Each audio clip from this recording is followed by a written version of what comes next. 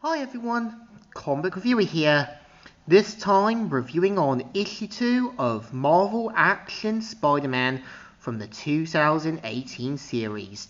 Now as you know, the 2018 Marvel Action Spider-Man series was meant to feature, Gwen Stacy, Miles Morales, and Peter Parker as a team of web-slinging heroes.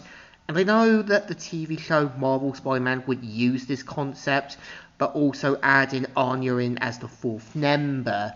So the cover mainly has, Gwen, Miles, and Peter pretty much out of Spider masks over New York City. And the story starts off with how, Miles is kind of patrolling the area, getting ready to take on a sort of mugger who steals someone's bike. But of course, because of his mishap, Miles ends up being sloppy, and of course, ends up calling it a night. We see how the next day at Midtown, we see how Peter meets up with Kurt Connors saying, "Mr. Parker, you look like you got hit by a bus. I had a rough morning." And we see how, it turns out he was a battlefield surgeon, and points out the key that was given to him by the former teacher, Miss Baxter, and has it confiscated. So, of course, can't really use it to analyze the DNA that he had. So we kind of see how, Miles and Peter get to know each other about their interests. And this is where we have, Peter wanting to tell Miles about his secret identity, and tries to tell this more straightforward. But of course, it doesn't go exactly as planned.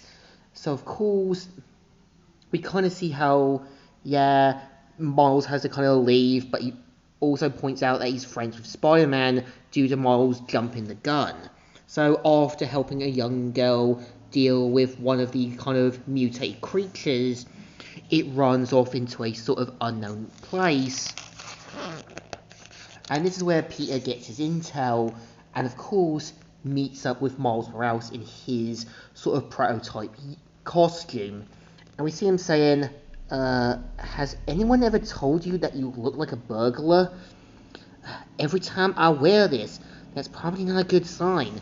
So we kind of see how, they make it to an abandoned building, try to inspect the area, and find out, there's like 4 mutated raccoons, and of course tries to take them on, with Miles trying to learn the ropes. And of course, we kind of see how Miles ends up throwing one straight into the sort of other area of the building. Miles starts asking questions, but Peter having to tell Miles to stay focused.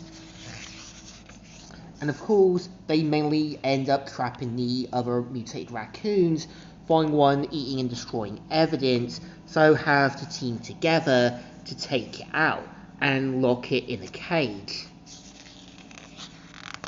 So we kind of see how after a mishap, we see how Peter has to make it clear that he has to tell him he's Spider-Man. And Miles finally figuring out the pieces together, but says, "Look, it's cool. I'm glad both our secrets are out. Doesn't feel as lonely, you know?" And we kind of see how, they kind of use the picture to kind of use for their sort of next scoop. And after, some mishaps with so many mishap passwords, the computer is wired to self-destruct, ends up blowing up. And we see how Peter puts a spider tracker on one of the mutated raccoons that escapes. But we see how, the next day at class, Robbie points out about the Daily Bugle story, and points out how Peter and Miles has kind of made it into the big leagues. But we see how, Gwen is understandably furious, but they decide to set up a group chat to avoid Gwen Stacy's wrath. And we see how after they get intel to finally find out where the mutated raccoon has been, we see how Gwen Stacy says, "Thanks for the accidental group text. You guys aren't breaking another story without me." And the next story having a mutated chicken sort of thing. And this is the story. So I think issue 2 is okay. Like I said, it's trying to use 3 iconic Spider-Man like characters, trying to fit them in a story, and yeah, trying to be more like what I think Marvel Spider-Man wanted to be, just not making the characters completely unlikable, jerky, and completely callous and immature. So I think this one definitely deserves a thumbs up. Still good, and still alright. So, Comic Reviewer here, signing out.